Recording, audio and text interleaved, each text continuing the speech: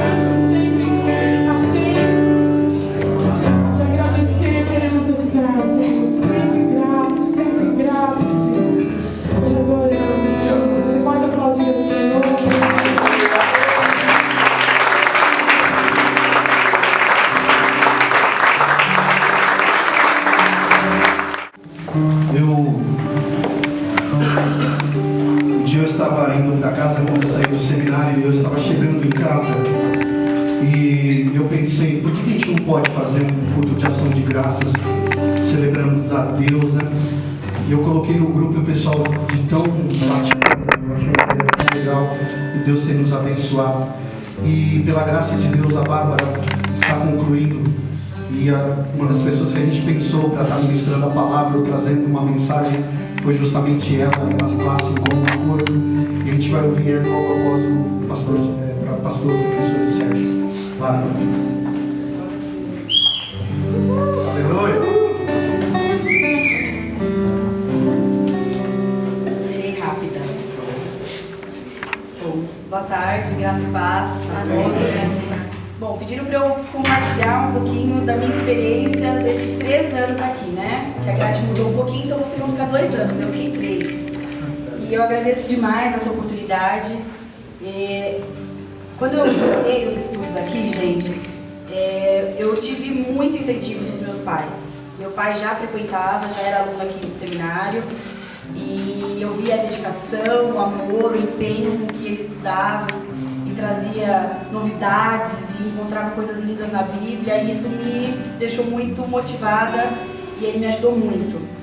Mas eu também tive muitas dificuldades, e eu tenho certeza que vocês, alguns já tiveram, né, já compartilharam com a gente algumas dificuldades, algumas lutas, e eu vou compartilhar aquilo que eu tive bem rapidamente. A primeira foi com relação ao meu trabalho. Eu sou professora, né, trabalhava no Senac, lá de Jundiaí, onde a gente mora, na região onde a gente mora, e a minha chefe, a princípio, falou assim: como assim você vai estudar Bíblia? Nada a ver. E eu trabalhava de sábado também, ela falou assim: eu vou perder a minha melhor professora, o que eu vou fazer com a minha área, tal, não sei o que, ficou louca comigo, e porque queria que eu não deixasse de trabalhar para ela lá. O segundo ponto, a segunda dificuldade que eu encontrei foi com relação à organização, né, gente? Não é fácil a gente disciplinar o nosso corpo, a nossa mente, né? Voltar a ler, a carga aqui de leitura é uma carga considerável, fazer trabalho nas normas da BNT, né? Capa, e os professores lá pedindo pra gente fazer bonitinho. Abrir mão da programação de sábado nas nossas igrejas, né? Porque a maioria aqui é envolvido, é líder, tem um ministério, já tem alguma coisa. É difícil, né, gente? Sábado a minha igreja fazia tudo que você possa imaginar. Agora a gente está dividindo umas coisas. E dentro da minha própria igreja eu encontrei algumas dificuldades. Sim, pasmem, fiquem chocados, mas alguns irmãos não gostaram muito da ideia de me ver seminarista. E as coisas ficaram um pouquinho mais complicadas, mas também mais interessantes, porque quando a gente vê as dificuldades crescendo, a gente vê o trabalho e a ação de Deus nas nossas vidas, nos dando graça, nos dando livramento. E eu digo que em tudo o Senhor é bom, gente, em tudo. E diante dessas dificuldades, eu sempre lembrei de uma passagem que um dia, compartilhando com o meu pai, desculpa, gente, de umas dificuldades que eu estava passando dentro da igreja, de perseguição de irmãos, gente. A gente acha que isso nunca vai ter na nossa vida, né? Porque a gente é uma igreja, não existe placa, e a gente pensa isso. E ele falou assim para mim, Bárbara, abre a palavra em 2 Timóteo 2, de 1 a 4. E eu vou ler para vocês. Pois tu, filho meu, fortifica-te na graça que há em Cristo Jesus. E o que de mim, entre muitas testemunhas ouviste, confio a homens fiéis, que sejam idôneos para também ensinarem aos outros. Tu, pois, sofres aflições como um bom soldado de Cristo. Ninguém, essa parte que me marca muito, tá, gente? Ninguém que milita se embaraça com negócios dessa vida, a fim de agradar aquele que o alistou para a guerra. E eu quero deixar essa palavra para vocês. Vocês estão começando, eu estou terminando, mas não é esse sentimento que eu saio daqui. Eu não saio com esse sentimento, acabou. Para mim está começando. E eu estou com mista de tristeza e alegria. Hoje eu acordei, a Mônica falou: ai, como é que foi? Foi triste, gente, acordar e não ter que vir para o seminário. E eu cheguei até aqui e eu tenho sempre, e eu quero que vocês lembrem disso, quem me alistou? Quem chamou vocês para estarem aqui? Quem capacitou vocês a chegar até aqui? Sempre isso, gente. Porque eu não me sinto nem um pouco formada, né? Esse título de bacharel ou, né, o médio em teologia, gente, isso pouco importa pra gente. Mas pensem sempre, como é que eu posso agradar aquele que me alistou para essa guerra, né? Como é que eu posso fazer para que a minha vida seja uma vida de gratidão, como a gente tem feito aqui hoje, um culto de agradecimento a Deus. Como é que a minha vida pode agradar a Deus? E foram 3 anos e eles voaram, gente, passaram muito rápido. Eu lembro o primeiro dia que eu pisei aqui. E eu cresci, eu amadureci, eu compreendi que ainda há um longo caminho a ser percorrido e a vida de um cristão é uma vida de renúncia, né? E aqui é só o começo. Eu tenho certeza que muitos aqui chegaram com dúvidas, como eu cheguei, uma bagagem imensa de perguntas, e algumas os professores foram prontamente me responder, outras eles falaram assim, ó, não sei, né? Se vira aí. Outras eu ganhei outras perguntas, então não se frustrem ao chegar lá no segundo ano e estar ainda cheio de dúvidas, tá, gente? Porque a palavra de Deus é maravilhosa e ela é viva. Aproveitem cada minuto aqui como eu aproveitei. Ratifico, né? Eu tô saindo, mas eu volto ano que vem para concluir, né, o bacharel, fazer línguas e tal. E eu vou estar aqui e contem comigo, viu, turma? Não é porque eu tô longe, a Raquel tem meu WhatsApp, a gente tá próximo. Futuramente seremos parentes, né? Amém. Seremos parentes, Deus quiser. E eu reafirmo que é uma bênção, gente. Aproveitem ao máximo, cada segundo.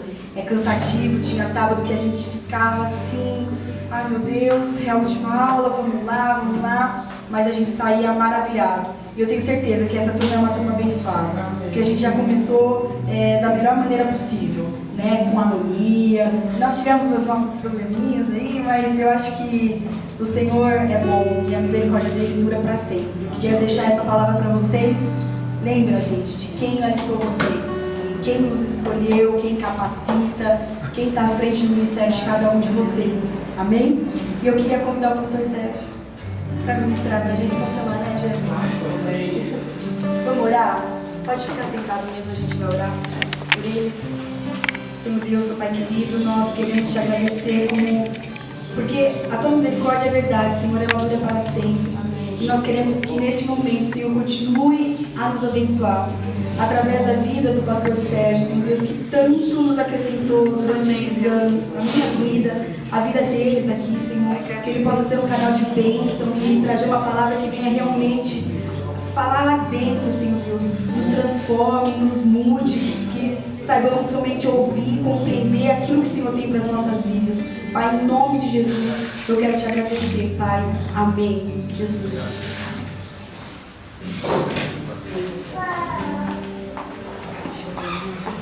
Amém, graças a paz a todos. Amém. Acho que a Bárbara já pregou, né? A Bárbara já pregou, não precisa pregar. Amém. Ela está trazendo uma mensagem para vocês.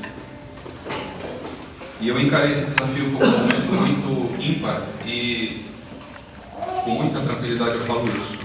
É uma mensagem muito breve, como se eu estivesse compartilhando numa roda de amigos. Eu queria deixar que fosse muito simples, isso aqui que eu quero dizer para vocês, porque é um momento muito especial para mim estar aqui, né? Participando desse momento, desse culto com vocês. E eu convido vocês a abrir a Bíblia do Evangelho de Lucas, no capítulo 24. Um texto extremamente conhecido, né? Que todos nós conhecemos, mas que tem ensinamentos muito profundos aqui. O texto, quando é muito conhecido, tem um problema, né? Porque às vezes ele, por ser muito conhecido, a gente, quando ele deu na segunda vez, fala, eu já conheço. E só corre os olhos e não se atenta para os ensinamentos. E é um texto muito rico. Eu queria compartilhar com vocês Evangelho de Lucas, capítulo 24. Eu vou ler do versículo 13 até o 32. Todos acharam? Amém? Diz assim as Escrituras. E eis que no mesmo dia iam dois deles para uma aldeia que distava de Jerusalém 60 estádios, cujo nome era Emaús. Iam falando entre si de tudo aquilo que havia sucedido. E aconteceu que, indo eles falando entre si e fazendo perguntas um ao outro, o mesmo Jesus se aproximou e ia com eles. Mas os olhos deles estavam como que fechados para que o não conhecessem. E ele lhes disse: que palavras são essas que caminhando trocais entre vós? E por que estáis tristes? E respondendo um cujo nome era Cleopas, disse-lhe: És tu só peregrino em Jerusalém, e não sabes as coisas que nela têm sucedido nestes dias? E ele lhes perguntou: Quais? E eles lhe disseram: A que dizem respeito a Jesus Nazareno, que foi homem profeta, poderoso em obras e palavras diante de Deus e de todo o povo. E como os principais dos sacerdotes e os nossos príncipes o entregaram à condenação de morte e o crucificaram. E nós esperávamos que fosse ele o que remisse Israel, mas agora sobre tudo isso é já hoje o terceiro dia desde que essas coisas aconteceram. É verdade que também algumas mulheres dentre nós nos maravilharam, as quais de madrugada foram ao sepulcro, e não achando o seu corpo, voltaram dizendo que também tinham visto uma visão de anjos, que dizem que ele vive. E alguns dos que estavam conosco foram ao sepulcro e acharam ser assim como as mulheres haviam dito, porém a ele não o viram. E ele lhes disse: Ó nécios e tardos de coração, para crer tudo o que os profetas disseram. Porventura não convinha que o Cristo padecesse destas coisas e entrasse na sua glória? E começando por Moisés e por todos os profetas, explicava-lhes o que dele se achava em todas as Escrituras. E chegaram à aldeia para onde iam, e ele fez com quem ia para mais longe. E eles os constrangeram, dizendo: Fica conosco, porque já é tarde, e já declinou o dia. E entrou para ficar com eles. E aconteceu que, estando com eles à mesa, tomando o pão, abençoou e partiu e lhes deu. E abriram-se-lhes então os olhos, e o conheceram, e ele desapareceu deles. E disseram um para o outro: Porventura não ardia em nós o nosso coração, quando pelo caminho nos falava, e quando nos abria as Escrituras? Só até aqui. Vou fazer mais uma oração. Senhor, em nome de Jesus, obrigado ao Pai por este momento em que nós já louvamos, em que nós já oramos, em que nós já ouvimos o testemunho da nossa irmã, e muito nos alegramos, ó Deus, por este momento. Ó Deus, que o Teu Espírito Santo nos ajude, nos guie, nos direcione através da Tua Palavra. A Tua Palavra que é viva, que é eficaz, que penetra os nossos corações, que sonda as nossas vidas, nos traz para a realidade de quem nós somos e de quem Tu és. Senhor, em nome de Jesus, tem misericórdia de nós, nos conduza neste momento para o louvor e a glória do Teu nome. Em nome de Jesus. Amém. Amém, irmãos. Amém. Esse texto, como eu já disse anteriormente, é um texto muito conhecido das Escrituras. E para que a gente possa entender melhor o que eu quero dizer para vocês, é importante que a gente tenha uma olhada um pouco mais detalhada nesse contexto aqui, de todo esse texto. E logo no primeiro versículo a gente começou lendo que eis que nesse mesmo dia iam dois dos discípulos de Jesus. E o que estava acontecendo nesse mesmo dia? E aí a gente pode analisar, vendo o versículo 24, que esse dia é o dia em que Jesus tinha sido ressurreto. Um dia anterior ele tinha sido crucificado. E aí esse Jesus que talvez para os doutores da lei é o Jesus que era mais um que apareceu no meio de outros e que se levantou com algum discurso que levou uma grande multidão a segui-lo, mas ele morreu, já foi, e é mais um dia que segue. É o Jesus que para aquele povo que talvez estaria inserido naquela multidão e não propriamente sendo discípulo de Jesus, é um grande homem que fez algumas coisas e que arrastou uma grande multidão com ele, mas esse Jesus já foi e já acabou, e é só mais um dia. E para os discípulos dele, talvez, esse Jesus é o grande amigo, é o grande mestre, é aquele que eles viram sinais, maravilhas, prodígios, é aquele que testemunhou e trouxe uma nova revelação para a lei que eles tanto seguiam. Mas especificamente para esses discípulos em especial, assim como para os doutores da lei, e assim como para aquela multidão que seguia também, é um Jesus que morreu e que acabou, e é mais um dia que segue. E aí, diante dessa questão, a gente percebe que nós temos diante de nós dois discípulos extremamente entristecidos por conta disso. Entristecidos porque eles ouvem dizer que neste dia três mulheres foram até o sepulcro de Jesus, ele estava vazio. E essas mulheres apareceu para essas mulheres um anjo dizendo que o Jesus que disse que realmente não estaria ali, não está mais. Ele ressuscitou. E essas mulheres, então, vão levar essa mensagem para onde os discípulos estavam. E o texto deixa muito bem claro que os discípulos pensaram, em outras palavras, que essas mulheres estavam delirando por conta de tudo isso. E aí, é neste dia, é diante desta notícia, é diante deste sentimento que os discípulos estão caminhando para a sua casa que fica lá em Emaús. E é gozado a gente entender que essa é uma notícia que deveria surpreender a todo mundo, menos a eles. Porque não era novidade nenhuma que isso ia acontecer.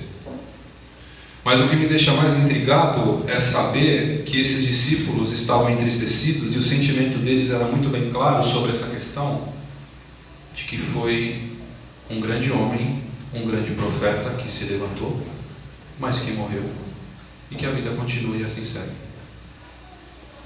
E aí a gente viu que o texto continua dizendo que esses discípulos então eles estão caminhando tristes, discutindo sobre essa questão, diante desse sentimento de frustração e de tristeza.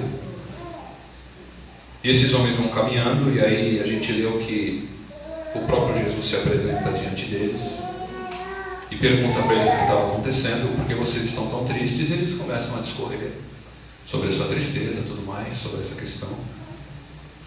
E o resto da história todos nós conhecemos, né? A gente está cansado de saber de toda essa história. O Jesus que se apresenta, e o texto é muito bem claro para dizer que eles estavam cegos e não perceberam que era Jesus. E Jesus era tão estranho na conversa que eles fizeram questão de colocar bem em foco, ao explicar a conversa, que esse Jesus era o Jesus do Nazareno. Porque existiam outros que teriam feito alguns outros sinais, talvez. Existe uma coisa muito interessante, que é o que a gente pode colocar como parâmetro para entender o porquê que esses homens estavam tão tristes. Que é aquela velha história que a gente está cansado de saber, que é, talvez a gente pode denominar, de uma síndrome do Messias, que era tanto esperado. E a gente sabe que esse povo vivia sob o jugo de Roma, e mergulhado nas Escrituras, esperavam a vinda do Messias. Só que o Messias que eles esperavam era o Messias que viria restituir o reino de Israel, mas o reino físico, né? A gente já deixou isso bem pontuado, acho que até na minha aula eu já falei alguma coisa sobre isso. É o Jesus que viria restituir esse reino de maneira física. É o Jesus mais ou menos nos padrões de um rei Davi. Um grande estadista, um homem que com a força humana levantaria apareceria com sinais miraculosos e seria uma grande ferramenta para que o povo saísse do jugo de Roma. Esse era o Messias que tanto eles esperavam. É por isso que a gente percebe, por exemplo, no discurso de João Batista, que quando os discípulos vão até ele em João capítulo 1, se eu não me engano, a primeira preocupação de João Batista fala o seguinte: olha, eu não sou o Messias. A gente percebe também, amparado no discurso de Nicodemos em Atos 5, que Nicodemos, quando fala sobre a questão, e é muito interessante esse discurso, quando se levanta o sinédrio sobre aquelas questões todas de Jesus, e Nicodemos levanta com autoridade, como doutor da lei, fala: gente, espera um pouquinho. Se levantou um tal de Teudas aí, e atrás dele veio um monte de nego junto com ele. Só que esse Teudas já morreu, acabou e foi embora. Se levantou um tal de, se eu não me engano, Judas, o nome. E esse também, atrás dele vieram muitos. E ele foi embora e já passou. Se esse Jesus que estão tanto preocupando vocês, se for mais um desses, fica tranquilo, ele vai morrer, vai embora e afilando. As coisas vão continuar assim. Por quê? Porque essa esperança messiânica era tão gigantesca e tão grande naquela época que todo mundo que se levantava com um pouco mais de autoridade, com um pouco mais de destaque, as pessoas automaticamente levavam essa ideia. Este deve ser o Messias que a gente tanto está esperando. O povo vivia esse cisma dessa esperança messiânica muito forte. É por isso que a preocupação de Jesus, todas as vezes que as pessoas, quando Pedro falou, quem tu és? Quem diz, né? O que dizem acerca de mim? E aí uns, que tu és Pedro, que tu és Moisés, que tu és Musa. Começou a discursar entre eles. Tudo bem, uns estão dizendo isso e vocês o que dizem? Aí Pedro se levanta e fala aquele discurso, tu és o Messias. A preocupação de Jesus logo em seguida falou, tudo bem, mas não conta isso para ninguém. Jesus tem essa sensibilidade de saber que a